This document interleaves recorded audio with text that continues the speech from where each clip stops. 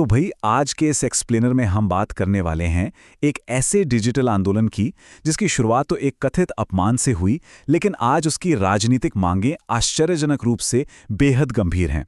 Internet पर कब क्या वायरल हो जाए ये कहना मुश्किल है ना?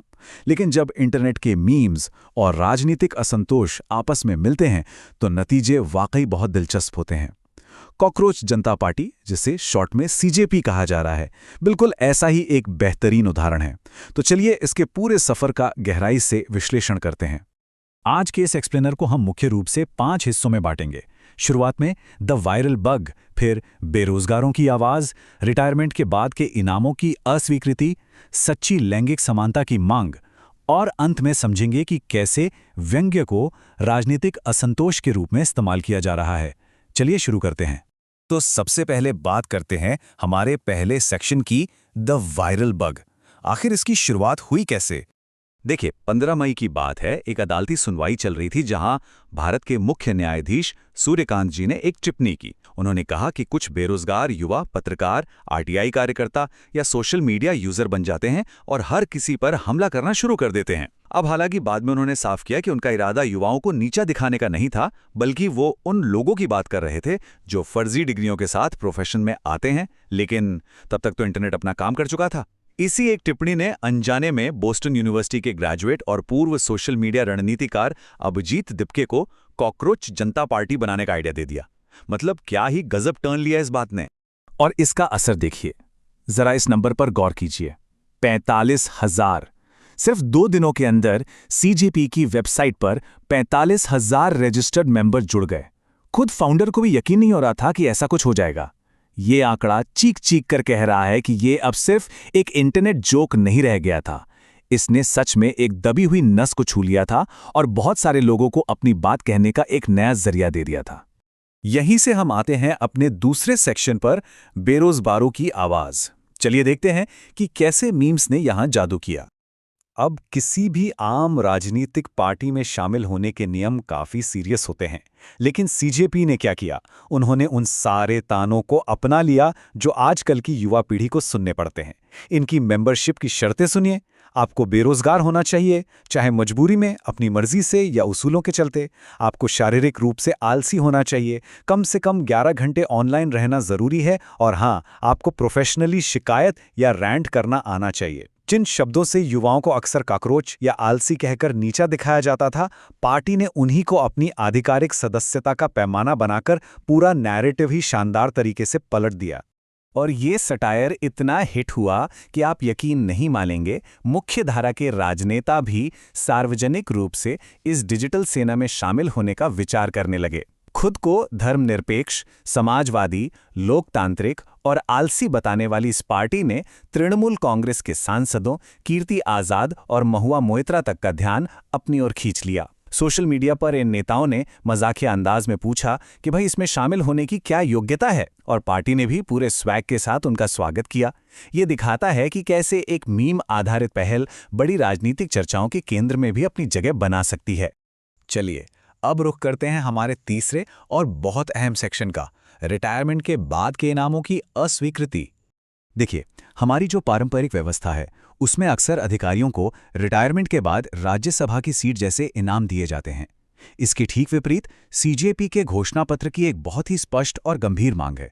उनका कहना है कि किसी भी रिटायर हो रहे मुख्य न्यायाधीश को राज्यसभा की सीट जैसा कोई इनाम बिल्कुल नहीं दिया जाना चाहिए। ये मांग सीधे तौर पर सत्ता और न्यायपालिका के बीच की जो समीकरण है उन पर सवाल उठाती है और एक महत्वपूर्ण नीतिगत बहस को जन्म देती है। और यहीं पर संस्थागत अखंडता यानी इंस्टीट्यूशनल इंटेग्रिटी का कॉन्सेप्ट आता है। सत्ता के काम करने के तरीके पर कड़ाई से फोकस करके ये स्पेसिफिक मांग सीजेपी को एक इंटरनेट जोक से उठाकर एक गंभीर मूवमेंट बना देती है। इसका मकसद ये सुनिश्चित करना है कि रिटायरमेंट के बाद मिलने वाले ये राजनीतिक इनाम कहीं न्यायपालिका की आज़ादी को प्रभावित ना करें। तो अगर आप ध्यान दें तो ये सिर्फ कोई शिकायत नहीं है, बल्कि हमारी स्थापित व्यवस्था की एक बहुत ही संरचित आलोचना है।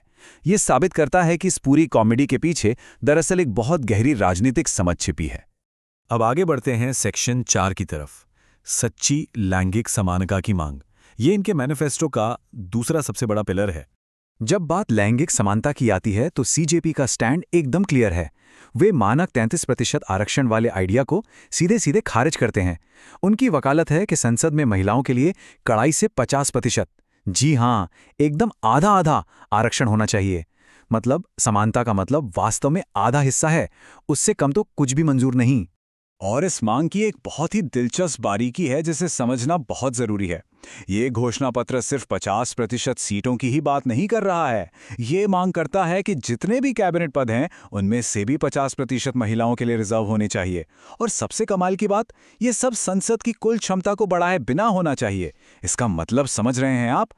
ये सिर्फ कुछ नए पद बनाकर एडजस्ट करने की बात नहीं है, बल्कि ये सीधे तौर पर मौजूदा पावर स्ट्रक्चर को पूरी तरह से बदलने और सत्ता के असली हस्तांतरण की बात करता है। और अब आते हैं अपने 5वें और आखिरी सेक्शन पर, राजनीतिक असंतोष के रूप में व्यंग्य। अगर हम थोड़ा इतिहास के पन्ने पलटें तो आपको याद होगा कि कैसे 90 के दशक में मशहूर कॉमेडियन जसपाल भट्टी जी ने एक सूटकेस पार्टी बनाई थी। उसमें टिकट इस बात पर मिलते थे कि नेता का सूटकेस कितना बड़ा है। फिर 2009 में उन्होंने द रिसेशन पार्टी बनाई, जिसमें 50% सीटें मूर्खों के लिए रिजर्व करने का वादा किया गया था। और आज 2026 के संदर्भ में हमारे सामने ये कॉकरोच जनता पार्टी है जो आलसी और बेरोजगारों की आवाज बन रही है। तो आप देख रहे हैं, व्यवस्था की खामियों को उजागर करने के लिए व्यंग्य और बेतुकी पार्टियों का इस्तेमाल करना बहुत पुरानी और आजमाई हुई परंपरा है। बस अब इसका स्टेज डिजिटल हो गया है। वैसे आज के दौर में असंतोष से जुड़ा कोई भी ऐसा डिजिटल प्लेटफॉर्म चलाना कई वास्तविक खतरों से भरा होता है, जैसे डिजिटल अकाउंट्स का बैन होना या कानूनी पछड़े। इन सब के बावजूद सीजेपी के फाउंडर इस बात को पहचानते हैं कि निराश युवाओं को एक मंच देना कितना आवश्यक है। उनका साफ मानना है कि भले ही इसकी शुरुआत एक व्यंग्य के तौर पर हुई हो, लेकिन आज के इस फ्रस्ट्रेटेड यूथ को अपनी भड़ास निकालने और अपनी बात मजबूती से रखने के लिए एक सुरक्षित जगह प्रदान करना बहुत जरूरी है। तो अब इस एक्सप्लेनर के आखिर में हम सबको एक बहुत बड़े सवाल पर सोचना होगा।